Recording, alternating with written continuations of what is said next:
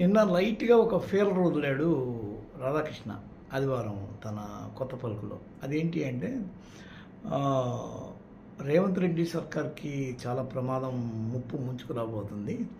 ఆ ప్రమాదం ఏంటి అంటే పార్టీ ఫిరాయించిన వాళ్ళందరి చేత రాజీనామాలు చేయించి తిరిగి ఉప ఎన్నికలు జరిగితే అధికారంలో ఉన్న పార్టీకి ఆ ఉప ఎన్నికల్లో గట్టి ఎదురు దెబ్బ తగిలితే ఆ తర్వాత అది ఒక డిజాస్టర్ కింద మారుద్ది.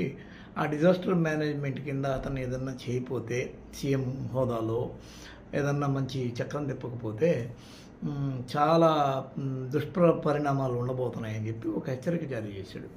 దీన్ని అనుసరించి చూస్తే ఈరోజు మహా న్యూస్లో మనకు వస్తున్న ఒకనొక ఐటమ్ ఏంటంటే కేసీఆర్కి రిటర్న్ గిఫ్ట్గా ఆయన పుట్టినరోజు నాడు ఆయన నుంచి కొందరు ఎమ్మెల్యేలు లాగేసుకుంటున్నారు.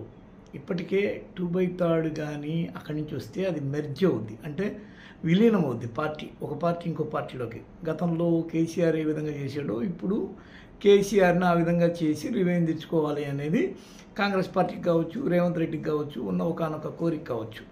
అయితే ఈ క్రమంలో ఇప్పుడు ఇలాంటి జరుగుతుందా, అందుకు ఆస్కారం ఉందా అని చూస్తే వీళ్ళల్లో మీకు మెయిన్గా ఎవరు దింపిస్తుందంటే తలసాని.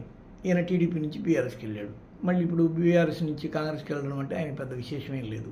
తర్వాత సబితా ఇంద్రారెడ్డి ఆల్రెడీ కాంగ్రెస్, ఆమె చేవేళ్ల చెల్లెమ్మగా రాజశేఖర్ రెడ్డి సెంటిమెంట్గా ఆమె చేసిన రాజకీయం అనేది అప్పట్లో చాలా పెద్ద హైలైట్ అయిపోయింది. ఇప్పుడు మళ్ళీ కూడా ఆమె పదవుల కోసం, ఆమె కొడుకు యొక్క రాజకీయ భవిష్యత్తును తీర్చిదిద్దడం కోసం, లేకపోతే అతను చేసి ఇంకేదన్నా దందాల కోసం, సెటిల్మెంట్ల కోసం ఇది వరుసగా నడుస్తూనే ఉంటుంది అని ఒక టాక్.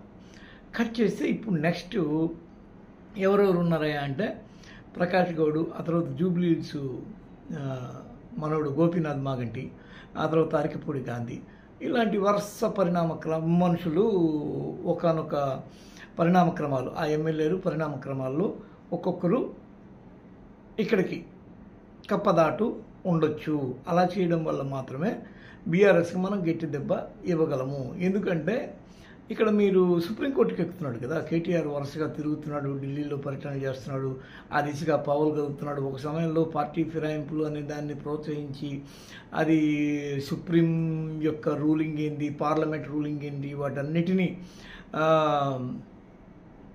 అధ్యయనం చేసే విధంగా చేసి ఇప్పుడు చూస్తే లాస్ట్కి ఏంటంటే టోటల్గా వాళ్ళు కూడా ఎవరైతే ఈ పార్టీ ఫిరాయిల్ని ప్రోత్సహించారో ఆ ప్రోత్సహించిన పార్టీయే ఈరోజు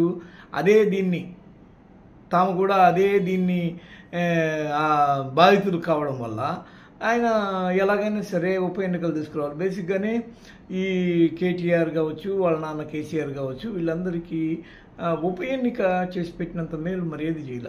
ఒకటే ఉప ఎన్నికలు తీసుకొచ్చి ఉప ఎన్నిక పాలిటిక్స్ చేసిన వాళ్ళలో ఆనాటి టీఆర్ఎస్ అధినేత కేసీఆర్ చాలా దృఢంగా బలంగా వర్క్ చేశారు, చాలా బాగా వర్కౌట్ అయింది వాళ్ళు. ఆ కండిషన్లో ఉన్న బీఆర్ఎస్ పార్టీని ఉప ఎన్నికల్లో ఎదుర్కోవడం కష్టం, వాళ్ళకి ఎత్తుకుపై ఎత్తులు బ్రహ్మాండంగా ఉంటాయి. అలాంటి ఇది ఇప్పుడు మనం పరిపాలించుకుంటా ఇప్పుడు పొరపాటున అక్కడ కానీ ఉప ఎన్నికలు జరుగుతా, ఉప ఎన్నికలు కాస్త మొత్తానికి దెబ్బతీసేసాయి అనుకోండి, అప్పుడు ఏమైపోతారు, టోటల్ కొలాప్స్ అయిపోద్ది. మొదలే ఈయన టార్గెట్ ఏముంది, రాజశేఖర్ రెడ్డి 10 ఏళ్ళు పరిపాలించాడు, నేను కూడా 10 ఏళ్ళు పరిపాలించాలి, కేసీఆర్ కూడా 10 ఏళ్ళు పరిపాలించారు, నేను కూడా ఒక లెజెండరీ సీఎం అంటే 10 ఏళ్ళు పరిపాలిస్తేనే ఏమన్నా అవుద్ది, మనదంటూ ఒక మార్క్ ఏర్పడుద్ది, ముచ్చర్లో 4వ సిటీని కట్టాలి, తద్వారా ఏదన్నా ఒక రాజకీయ గుర్తింపు తెచ్చుకోవాలి, మూసీ ప్రక్షాళన లాంటివి చేసినా కానీ ఇంకా ఎంతో మిగిలే ఉంది, మన మార్క్ ఒకటి ఉండాలి అనేది రేవంత్ రెడ్డి ఆలోచన. అలా ఉండాలి అంటే 10 ఏళ్ళు ఉండాలి, 10 ఏళ్ళు ఉండాలి అంటే రాజకీయంగా ఎంత చేయాలో అంత చేయాలి.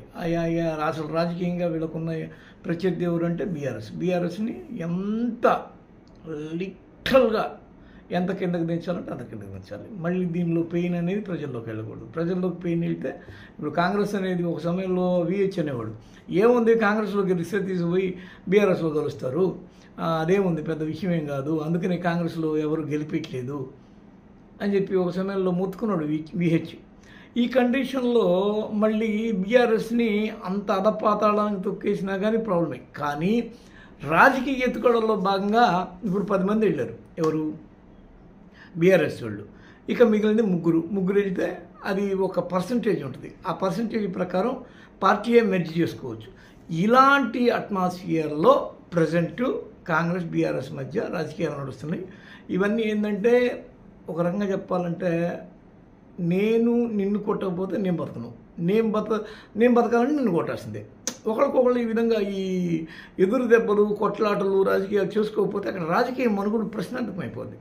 ఈ రోజున పార్టీ ఫిరాయించిన వాళ్ళ మీద నేను పోయి సుప్రీంకి ఎక్కను అంటే బీఆర్ఎస్కి అక్కడ ఆప్షన్ లేదు. ఇది వరుసగా వెళ్ళిపోతుంది. 5 ఏళ్ళు హ్యాపీగా వెళ్ళిపోతారు. వీళ్ళకి అడ్డంకులు సృష్టించడం మన వల్ల కాదు. వీళ్ళు రిటర్న్ మన మీద కేసులు పెడతారు. ఇప్పుడు కవిత 4 నెలలు జైలు వేశారా, ఆ తర్వాత ఇన్ని ఫార్ములా రేస్లో విచారణకి పిలిపించి గందరగోళం చేస్తున్నారా. ఇప్పుడు కట్ చేస్తే మళ్ళీ ఇంకేదైనా ఎత్తుగడ ఇవ్వకూడదు, కొద్దిగా కంట్రోల్ చేయాలి అంటే మనం ఒకటి ఉల్టా బనాయించాలి. ఉల్టా ఎప్పుడైతే బనాయిస్తాగలమో దాన్ని చూసి మళ్ళీ వాళ్ళు ఎత్తుకుపోయి ఎత్తులు వేస్తారు మస్ట్ అండ్ షుడ్గా. ఇప్పుడు వేస్తే ఏమవుద్ది, పార్టీ పోయి అటు పోయి మెర్జ్ అవుద్ది. ఒకవేళ ఇక్కడ వాళ్ళని లాగకపోతే ఏమవుద్ది, వాళ్ళకి అది ఎదురు దెబ్బ అవుద్ది. ఈ రాజకీయ పోరాటంలో జనాలు ఇవ్వని పథకాలు, అభివృద్ధి, సంక్షేమం ఇవి ఎటన్నా పోనీ ఈ రాజకీయాలు చూసుకుంటూ జనాలు ఎంటర్టైన్ అవ్వడం తప్ప వేరే దారి లేదు.